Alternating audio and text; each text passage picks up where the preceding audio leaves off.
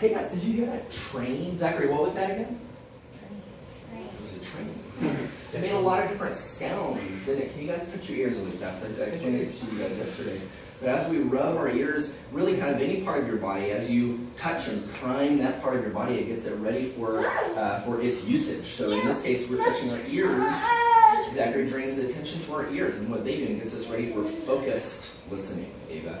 So we're going to listen to that train one more time here, Miss Tess. Tess is getting ready. Watch out. We're going to listen to that train one more time this evening. I want you guys to listen for a couple different things. There's different